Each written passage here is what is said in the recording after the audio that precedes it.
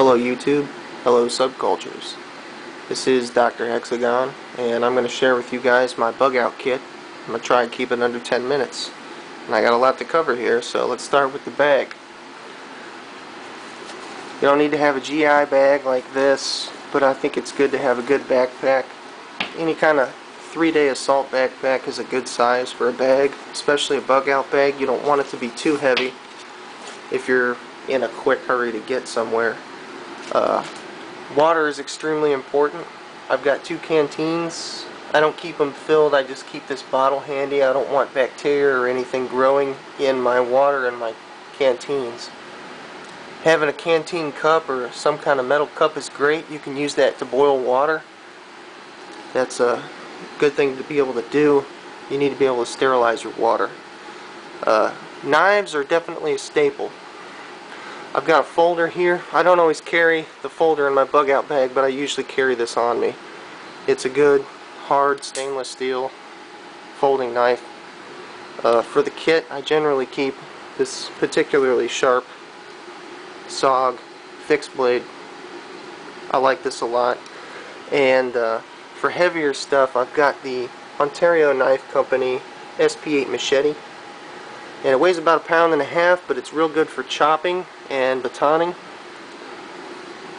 And that's good for building shelters. I've got one and only one GI MRE. I filched the spoon out of it because I like those. And since I opened it, I added some more bags of tuna. Tuna's great for protein and doesn't weigh that much. Here I've got a McNett microfiber towel for drying yourself off. Obviously I want to keep it dry. In the infantry I use bungee cords a lot for hooches or temporary shelters. We were often on the move, so bungees are optional for you, but I found them to be pretty useful. I also found this to be pretty useful. This is available at Brigade QM. It's called an IMPS net, and it's a mesh net that you can pretty much make into anything you want. I've used it as a hammock. They can hold up to 500 pounds, but you kind of got to do it yourself. It comes with some 550 cord and some nylon braid line, and you can use it for just a ton of different things, and it doesn't weigh much, so I think it's a good addition to a survival kit. Here I've got a couple GI waterproof bags. I use them in the infantry. You know, it's optional if you want to have something like that. Here I've got, of course, 12-pound fishing line for fishing, and also to use as makeshift stitches if I ever need to stitch myself up. I've had to do it in the past. I got a nice hatchet wound to prove it. Chem lights here. You don't need fire to get light. These can be useful for signaling, and if you just need light right now. I also have a Night Star induction powered shake light. These things are awesome. Get one if you can. They're LED powered, no batteries. They last forever, and they even float.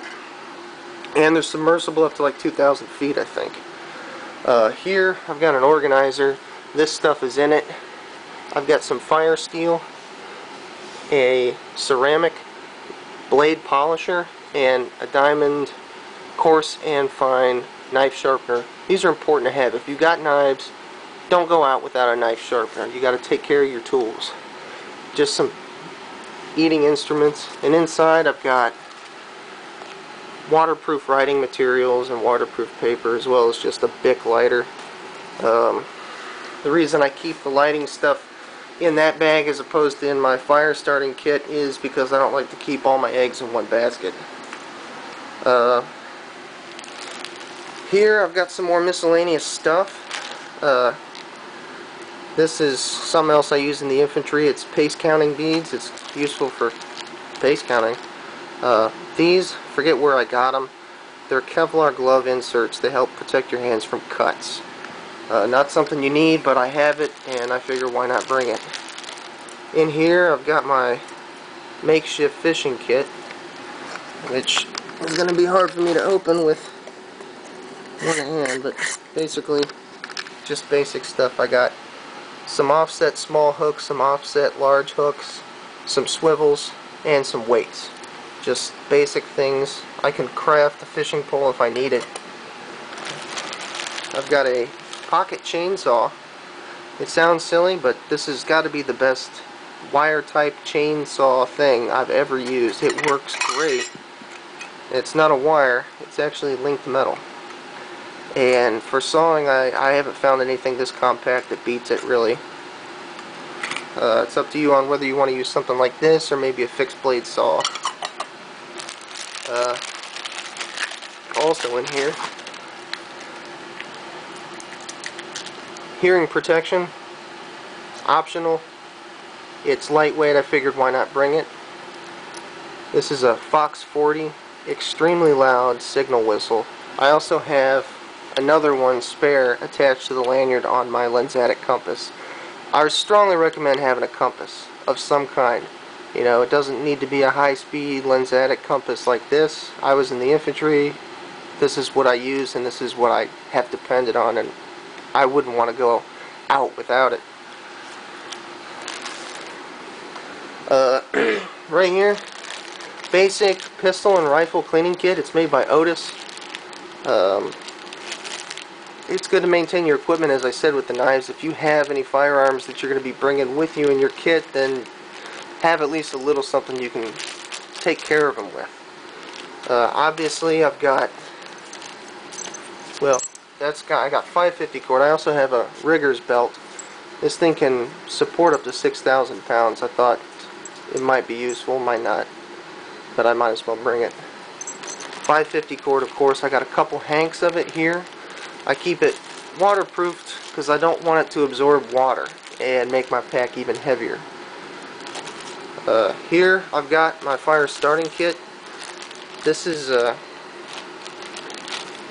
more than I really need, but I happen to have this stuff. It doesn't weigh a lot, doesn't take up too much space. I've got sealed waterproof matches. I've got storm matches. These are good. You can light them in the wind. They burn for 10 seconds hot.